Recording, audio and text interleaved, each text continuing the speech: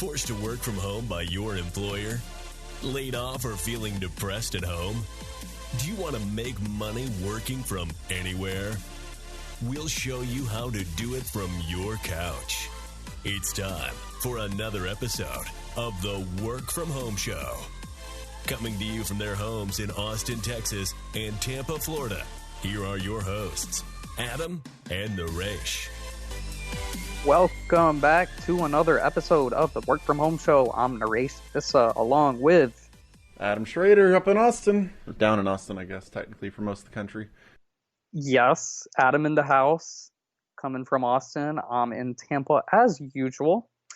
And today, Adam, I want to talk about some emails we've been getting, some comments we've been getting about one specific industry that has been kind of work from home probably since its inception before the internet. Yeah, there's no legitimate offices for these, so yeah, that would make sense. Yeah. Outside of the corporate office, yeah, no legitimate offices. I think it's a wonderful business model that this industry has created. And we've touched on this topic on a previous episode. We didn't go in depth into it, so I want to go in depth. And that is multi-level marketing, or some people call it pyramid marketing or pyramid sales, and how that ties into copywriting. Because copywriting, the principles, I know, Adam, you've been reading some of the books from one of our guests, or one of our upcoming guests, Bob Bly. And so you're learning kind of about copywriting and what's good copywriting versus bad copywriting. Mm-hmm. But multi-level marketing is, if you've heard of some of these big companies like Herbalife, Amway, there's one called World Ventures. What are some other ones, Adam, that you've heard of?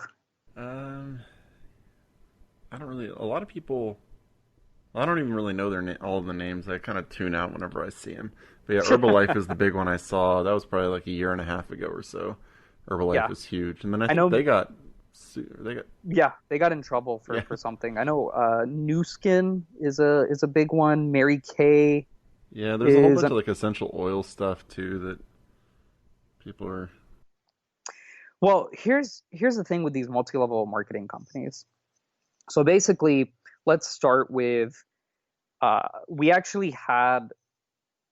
one of these multi-level marketing companies come to our house a couple of months ago and cook us a free dinner. It was awesome. They cooked us a 4-course dinner. It was like a salad, something else, the main course, which was veggie lasagna, and then dessert, which was, I want to say it was some kind of cake. And they cooked for up to 6 people. It was free. And obviously they had something to sell us. And really what they were trying to sell us was the utensils that they were using to cook the food. So they were trying to show us how amazing, how easy it was to grate the cheese, how easy it was to cut the vegetables using these. And they were actually really cool utensils. They were just expensive. And so we actually made note and ended up just going on Amazon and buying the cheaper versions of them. That one didn't quite work out like it was supposed to. Yeah, but some of these are Shuckly. I've actually bought a Shuckly. So here's the other thing with multi-level marketing. If you want to lose your friends, become a multi-level marketer. And we're doing this episode because we've gotten emails about, hey, Mary Kay contacted me and, I got laid off from my job and they said I can work on my own hours. I can work from home. I can work whenever I want, however I want. And if I sell, I make money. If I don't want to work at all, I don't make anything. Sounds great. Sounds great on the idea sounds really, really good. But if you're dependent on this income to pay your mortgage and feed your family, it is like starting your own business. It's you have the corporate support of like, you don't have to do your own accounting. You don't have to do your own legal, HR, and all that stuff. But it is like starting your own business because now it's a sales game and you're going to have to go out and find people to cook food for, and they have to let you into their house, and then you have to give them the hard sales pitch, and sell, because really the only way you're going to get paid is if you sell product. Yep. And you're going to have to saturate all your Facebook friends. Going back to the Facebook, so I've got two stories about this. There's one company that sold vitamins, and a friend of mine, and look, I felt like I owed this friend because like they did they did a little bit for me in the past. And so a friend contacted me and was like, hey, you really need to go on this detox. You need to go on this detox, and it's going to be good for your health and this and that. And look, I just went ahead and bought it to help a friend out. I didn't do the detox. I only used, I think, 2 of the vitamins that they gave. I have no idea what they did. I don't think they did anything, but I really did it to help a friend in need. And the problem is that same friend went to my other friends and family and was like, hey, you need to get on this detox. And everybody rejected my friend.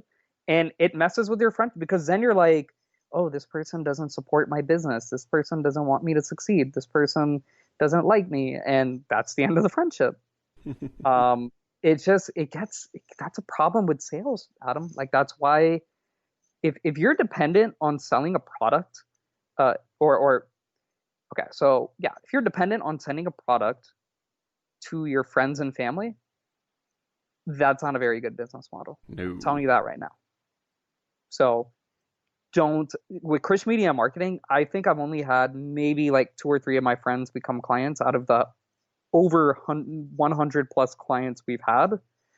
I've only had maybe 2 or 3 friends become clients. Yeah, and but that's family. A big thing is they probably came to you, I would assume, exactly. Where you were like, hey, you're starting this business, I can help you with this, and then maybe we'll do something that, pays. Because I've designed websites for friends and helped friends get stuff going.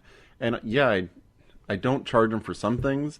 I do charge them for, if it's actually taking, work that's going to help their business. And, it's like, I'm not going to just build most people a website for free. But I'm also not going to my friends and being like, hey, you need a website. Let me build you a website. Let me do this for you. Let me start a podcast for you. You got to make them come to you. You become what I call a friend in need, and a friend in need is called a pest. So you become a pest. So, Adam, what do you call a friend in need? A pest. Yes, and you don't want that label. Not a lot going on right now? Yeah, right now. Right now, definitely not a lot going on. So I was like this, I guess you can say this woman who I was friendly with. I thought we were friendly for fun. And then one day she told me, this was many, many months later, she said, hey, a friend of mine's throwing this amazing party on the water, and we used to party a lot. So she was like, throwing an amazing party on the water. It's going to be wild. It's going to be crazy. It's, you got to come check it out. And she gave me a time. She said, it starts at this time. And this was like on a Wednesday night, right? So I'm like, who the heck is throwing a crazy wild rager, on a Wednesday night? But I said, hey, it's a party. I'm there. It's Tampa. It's Tampa. I'm there. And so I've got my party clothes and everything. And I show up, and then this guy people are sitting down on chairs in like a room in the house. And then this guy stands up and starts talking about this travel card. Yeah, he starts talking about this travel card, and it turned into this huge multi-level marketing presentation. And, that was the end of our friendliness. Actually, it seriously was. I never saw her again after that. Never.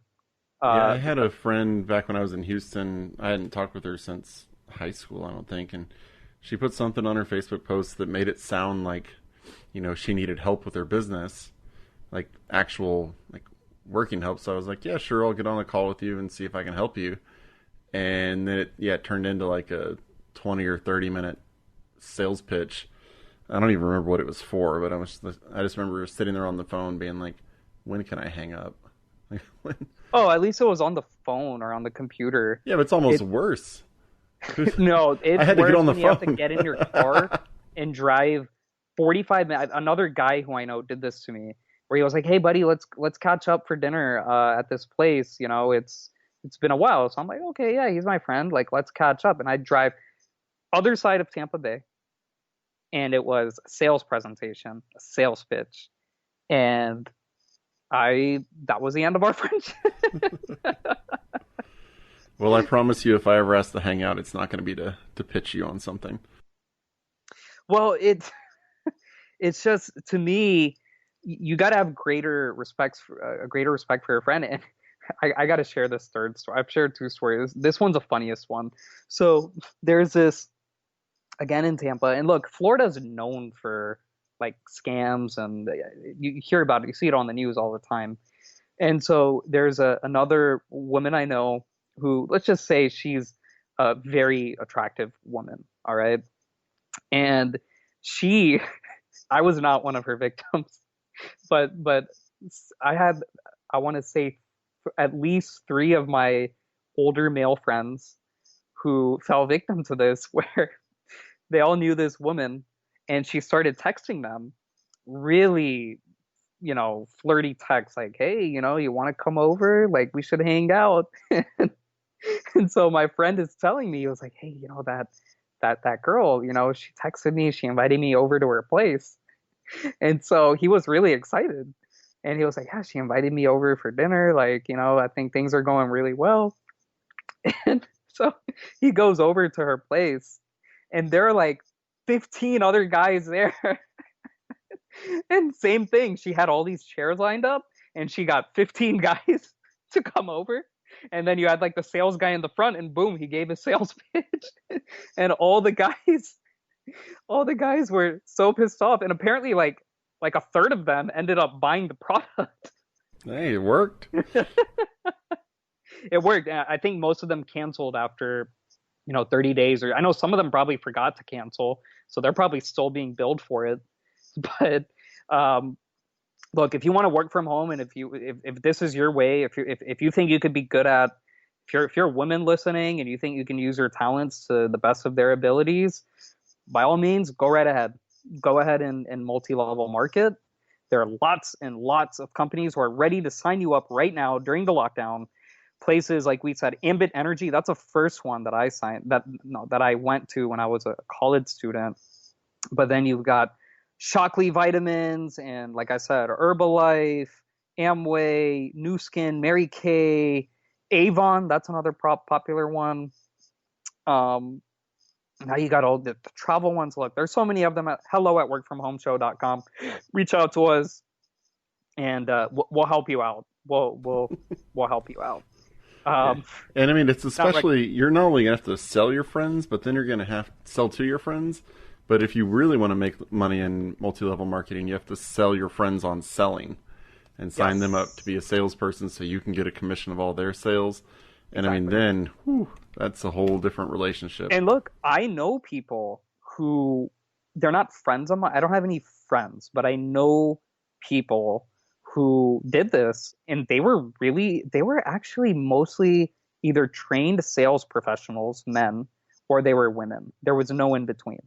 So if you think that you're one of those two, like a businesswoman or a trained sales professional who's a male, then this could be for you. But I know people who have made a killing off of multi-level marketing, like a killing, and it's all passive income after you put in the work to build your pyramid, so to speak. So it could be. But look, this ties into copywriting. I wanted to talk about copywriting because when it comes to sales and these presentations, I brought up, these multi-level marketing presentations, and the guys who give these presentations, they are good. There's a reason why that woman who got, 15 men to come to her house was able to get, a third of them to sign up. And it's because the presenters are pretty damn good. And part of being a good presenter is being a good copywriter. So the principles of copywriting, which on our episode with Bob Bly, you are you heard about those, but the principles of copywriting apply to presentations. So hitting people's emotions, making them, even pressuring them to feel like they need to buy this, either out of guilt or because they absolutely need it in their lives. It's pretty impressive. And I don't know about you. I don't know if you've ever done this, Adam. I've actually done this for fun, not going to MLM presentations because they're just a little too salesy, but they're these like motivational seminars, like these free motivational seminars where like Damon John or, somebody from Shark Tank or even President Trump used to have one of these companies like selling real estate courses and Shocking. coaching, mentorships and all that. But these motivational seminars, they're actually a lot of fun. Like Tony Robbins is the most well-known motivational seminar guru. So think of like Tony Robbins, and even he has these free seminars once in a while. He doesn't do them as much anymore. Because Tony Robbins usually costs an arm and a leg to get to nowadays. Yeah, he doesn't do the free ones anymore simply because he's able to charge insane amounts of money. He's built that following up. But these motivational seminars, I'll tell you, I enjoy them because they get you pumped up, they get you up and they get your brain thinking, and then they also share a lot of good information. I never bought anything from them. I've probably been to, I want to say, 3 of them in my life, and all 3 I had a great time. I learned a lot. But there are a lot of suckers who go to these things because of the presentations, because of the copywriting. And the suckers who go in there, they just go in and they buy literally everything that's sold to them. The presenter says, you need this, you need to buy this right now. And there are lines of people, they go running to sign up to purchase an insanely expensive product. And the point in that is, it's copyright, it's sales. Sales is not, you don't have to be scammy. There's such a thing as a scam, which is where you're just outright lying and not delivering a product. But then there's just good copy and encouraging people that, hey, you need this juicy, healthy steak at McDonald's or Wendy's. That's good copywriting. Yeah, you have to set your own values, but as long as you believe most of what you're selling, if you really think that this is going to improve their life or help their business or whatever, copywriting can make all the difference in the world. And you can easily sell things that, you think are snake oil if that's kind of if you're willing to drop your morals and your standards to that. But, the playing to human emotions, and people go there and they think, I want to better my life, or I want to get this thing maybe, and then you just have to convince them, and the convincing and being able to write and kind of trigger those emotions is really a skill. Like that's something that it's worth investing time in if you think you might be interested, because you can make a killing. Yeah, and some of these self-help gurus, like I said, Tony Robbins is probably the most well-known one, but pretty much all these guys on Shark Tank have partnered with these self-help motivational companies. So they'll make appearances to get people in the seats, and then they'll try to sell you these, insanely expensive courses. And look, for some people, it's worked out really well for them. Like it's actually changed their lives. They followed through on what was said, and it worked out. For a lot of other people, it didn't work out. It just wasn't. Expensive weekend. It was a very, very expensive weekend. And I think that's, this might be a little bit of a tangent. I don't think so. But look, I started my online and digital career at a company that was probably employed the best copywriters in the world. That's Stansberry Research. Look them up. And I was able to see the ins and outs of copy. And like you said, yeah, it is very exaggerated, but good copy sells. And my former employer, Stansberry, their products were they were excellent products, really, really good products. And they helped a lot of people. In fact, most of the subscribers, they absolutely helped. But their products are expensive. They're a business. They can charge whatever they want for their products. There are some products that cost $39 a year. There are other products that cost upwards of $100,000 to sign up for. So they had a wide range of products, but I was able to see firsthand, wow, like this is how they sell their products using copy. And the reviews that I would read online about scam and scam this, scam that. And I just tried to get to the bottom of it. And to me, it was not a scam because A, they offered a money back guarantee. So if you thought it was a scam, you just call a phone number and you get your money back in full, 100%. A great part of copywriting. And really, how is it a scam if you get your money back, right? Even if you were outside that 30-day or 60-day window, they would still honor refunds. And a lot of the times what would happen is they would recommend a stock or they would recommend an options trade, and it was a bad recommendation, right? If you're coming out with 12 recommendations a year, Adam, probably 7 or 8 of them are going to be good, and a couple of them might be really bad, right? And 7 or 8 would be a high number for stocks, I think. That would be a very high number. So, but the 4 or 5 that were bad, imagine being that person who, you invested all your retirement money in those 2 or 3 that were bad, and now you're down 50%. Well, yeah, now you're a very angry customer and you feel like you got scammed or you got ripped off. But that's the nature of the business. It's no different from watching the news and seeing CNBC and somebody saying, hey, buy this stock or buy that stock.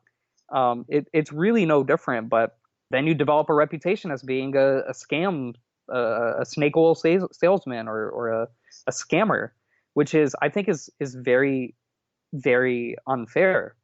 And the same applies to, I think, these motivational seminars, and even to let's talk about Trump University, because he got in trouble, and I don't know if you I'm sure most people haven't really looked into what happened there, but really at the end of the day, Trump U was like any other motivational speaking, like course company.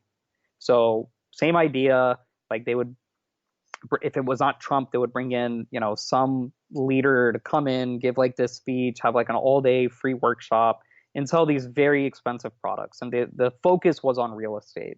So it was on real estate and entrepreneurship, like how to start your business and how to become a real estate investor. And yeah, they would, like you said, very expensive. They would charge thousands and thousands of dollars, and people would buy it. And so people were upset that, this $10,000 course that they bought didn't result in any revenue for their business, or it didn't result in, this huge real estate empire. And so they felt like they got gypped. After the money back guarantee was over, they felt like they got gypped, just like Stansberry, just like any other of these courses. And so that's where, and the other thing I should say is a lot of these, so Trump was an endorser of multiple MLM, multi-level marketing products. So it wasn't even his company. He was just being paid like an endorsement fee to show up, give a speech, and then go back to his regular life. And same thing where the workers, you brought up, oh, well, the real way to make money in MLM is to sign up workers under you. And some of these, the company that he was affiliated, I don't remember what it was called, but it ended up, the product was not popular. It ended up not selling. Trump was not a good spokesperson.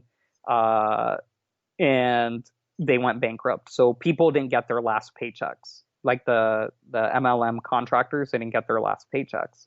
And so they blamed Trump for it, even though Trump wasn't even an equity stakeholder in the business. They actually contacted the Trump, his company in New York, and said, hey, like, I'm owed $10,000. And his company would be like, we have nothing to do with that. You need to call the corporate office of whatever the company was. So look, that's just how a business works. Sometimes a business doesn't work out. In the case of Trump University, kind of the same thing. Yeah, they were selling courses. They were very expensive. And it didn't work out for some people. They misrepresented themselves as well, though. Well, that's where they did get it. That's where they got sued. So where they did get in trouble was, I guess you could say it was somewhat, and I've seen this across many different, especially in the publishing industry, this is very common. But where they got in trouble was, it turned out these gurus who they hired to run these seminars, they were not who they claimed they were. So, for example, one guy, he said he had like this real estate license and he was this broker and he developed properties and he lived in Beverly Hills and he drove all these nice cars. And it turned out he didn't have any of that stuff. And Adam, you and I know if the real estate industry is very strict, and if you don't have certain credentials or licenses and you're selling certain whether it's real estate or coaching or whatever, that's illegal. Yeah. And so that's where the organization really got into trouble, because they didn't properly vet the people who they were hiring to run. And you'll be surprised, Adam, Tony Robbins has run into this problem. I worked with a business, a client of ours. They put in close to $2 million in investment behind this guy and his resume, like literally his resume. And they put in all this investment, hired a team for him, hired a bunch of copywriters, hired a bunch of marketers, got ready for his product launch. And then they were somehow tipped, I don't know how, but they were tipped that this guy is not who he said he was. So they ran a background check and found out that everything that he said on his interview was a lie. And the business ended up folding. The entire business, that one little division ended up bringing down the entire company, because fortunately for them, they didn't launch a product, but they just wasted a bunch of money on a lie. So turned out he was just some, college dropout who was really good at copywriting and getting people to believe him. So be careful what you get into, folks. Yeah. And look, even with my own products, like if you go to one of my books, I don't remember which one, but it costs like $3. It's like $3.99. That's $3.99, not $399. And somebody wrote a review saying I scammed them because they purchased the book and the book did not hold up to its reviews or its title. And they wanted their money back. They were going to ask Amazon for their money back, and that I was a scammer, right? That's just the nature of anything that we do. Adam, I'm sure you've had unhappy clients who didn't like your website that you created for them. Never been called a scam artist, though. Well, anybody can be called a scam. That's just it's just a term. But look, I think my book, 50 Shades of Marketing, you've read it. Mm-hmm. I would say there's tens of thousands of dollars worth of value in that book. I could turn that into a course and charge what these other motivational gurus are charging. I could charge like $4,000 for the content that's in that book. Yeah, I think I wrote in my review of it, because I did read it. I'm pretty sure it was your 50 Shades of Marketing, that your book, even if you learn nothing, the links and resources that you talk about are worth it. Just to have all of the places you suggest people go congregated into one place, and that specifically laid out, would be worth the money to me. Exactly. But look, there's that guy on Amazon who gave me 1 star who said I scammed him. And so the point that I'm making here is we've read countless books. We've all had mentors. And I know in my case, many books that claimed they could make me rich. Okay. And they probably didn't, right? They probably didn't. But I'm not going around saying they need to be sued, or I either got my refund or I took away, 1 or 2 nuggets and said it was an okay book or it was an okay course, but on to the next one. If you really want to talk, how about college? Like, there's so many colleges that claim, oh yeah, come to this school, you need a college degree in order to get this type of job or to make this much amount of money. They make all these claims, and college is way more expensive than a Trump $4,000 course. I know a private university now charges close to $80,000 a year if you include tuition plus room and board plus the other books and other things. That's double what I paid 10 years ago when I was in college. Oh, and college textbooks are a complete scam. That's just Well, you know why they do it. So the professors and the colleges get a That's how cut. they sell their books. Yeah, so the professors sell their books, so they make their own, really crappy. Like, they're not even textbooks. They make their own materials and they sell it, right? And They and force then the 1,000 colleges, students to buy their $100 book. yeah, it's wow. And they never get prosecuted for anything. All these kids who graduate unemployed, or not just unemployed, but they're not able to hold a steady job. And it's been a huge issue since 2009, huge issue since '09. And now that's only gotten exacerbated this year in 2020. So it's hard to kind of hold down that steady career. But, why aren't people going out of colleges? Like, why aren't they doing that? Well, they are. That's why they're demanding free public college. Finally.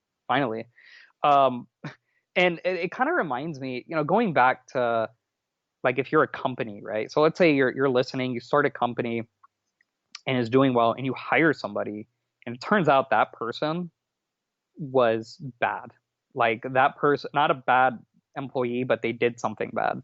And an example, if you've heard of Stephen A. Cohen, he used to run this hedge fund, SAC Capital. And they were like, SAC, when I was in college, that was every like finance major's dream. It was, I want to exit to work at SAC. Amazing hedge fund, pays well, good values, good ethics. Well, they hired one guy, right? Turned out that guy did something really bad. You can look it up on Google. He did something bad, and the US government investigated them and ended up shutting down the entire company because of that one bad apple. And the management didn't even know about it. They didn't know about him. By the time they found out about it, they immediately fired him. And got lawyers and were like, okay, we need to clean this up. It was too late. And the US government came down hard on them. And to me, it's just my opinion. I find that to be pretty unfair for a large company to have one employee bring it down like that. To have the government just come in and shut them down. I just find that to be kind of unfortunate. What do you think, Adam? Yeah, but I mean, you have to hold somebody accountable is the thing. So it just depends on whether or not it was an issue that they could have foreseen and avoided. To me, that's what should matter, personally. But I mean, if they could have, vetted them a little bit better and saved everybody, yeah, I think it's kind of worthwhile to at least lay the hammer down on them. Whether or not that involves shutting the company down, I don't know. Well, the company got shut down. They got their licenses stripped. They had to lay off a bunch of employees. Now they're just a family office. I've got a buddy who works for the family office now, but it was one of Wall Street's most respected hedge funds in all Wall Street and in the entire world. And to me, it was scary because I was just starting my business at that point, and I remember reading about it, and I was like, damn, if I hire, imagine having hundreds of employees, right?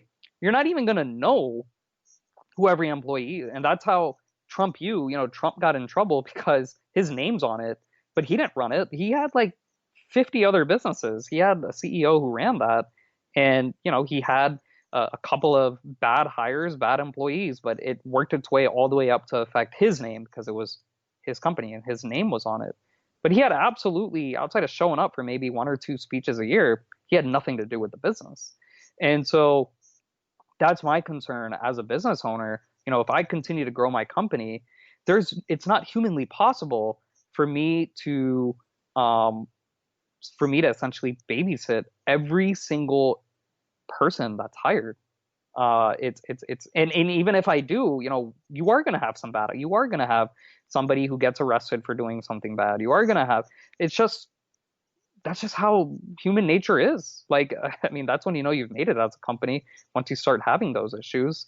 But it's just how I can't control what other people do in their personal time and their free time. I can't control if other people do something bad or stupid. I mean, I can try to tell them not to do it, But if they still do it and they do a good job of covering it up, and then boom, one day it shows up on my email, hey, you're under investigation.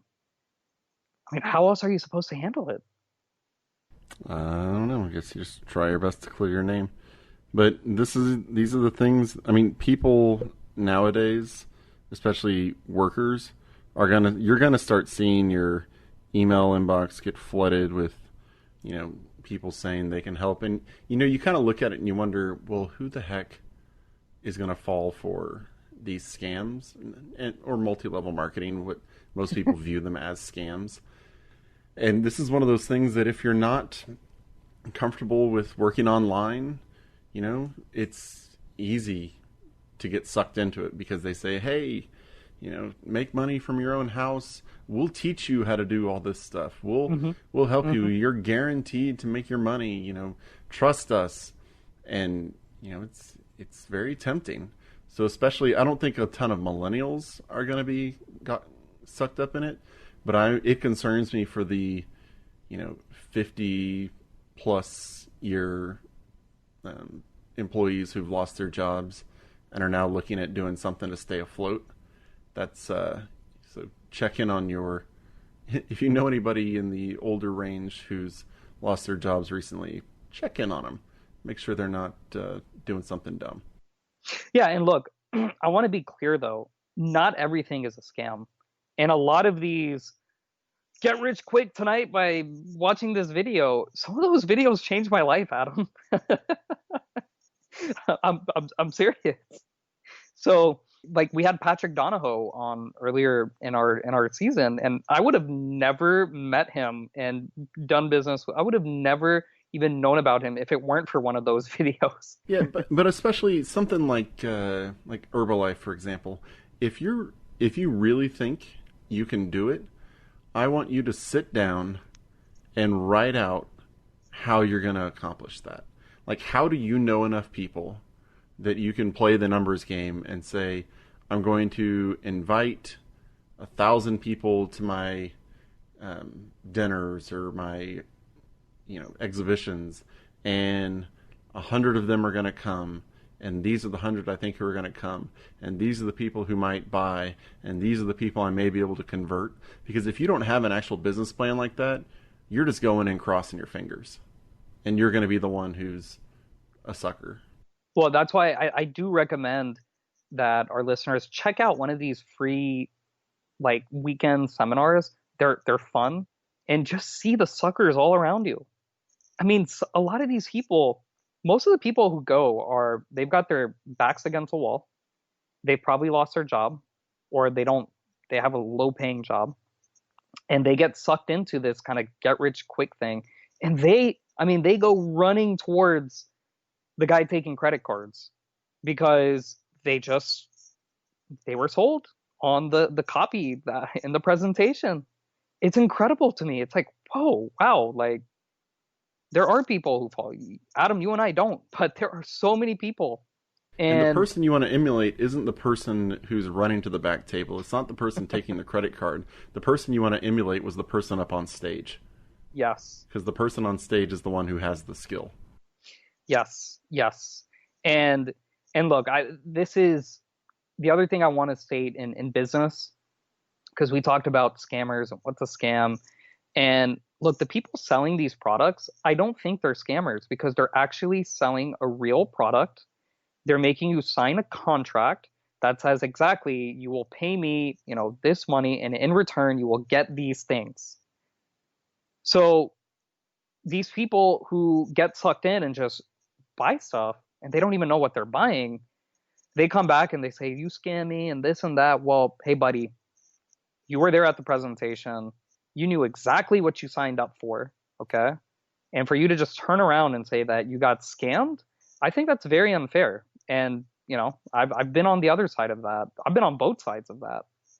And I just find it to be unfair, whether you're selling a motivational course or you're selling a real estate course like Trump U was doing, or you're selling consulting services or coaching. look, you're the one who gave the credit card at the end of the day, and you knew what you were getting, and they delivered on.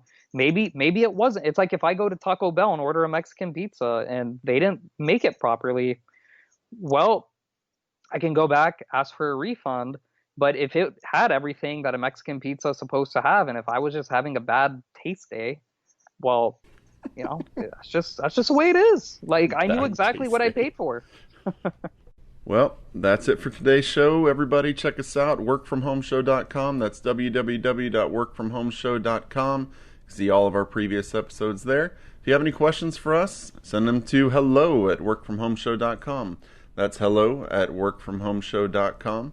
Give us a review on whatever podcast platform you're using. Apple, Spotify, Stitcher, SoundCloud, whatever it is, give us a review. And until next time, keep on working from home.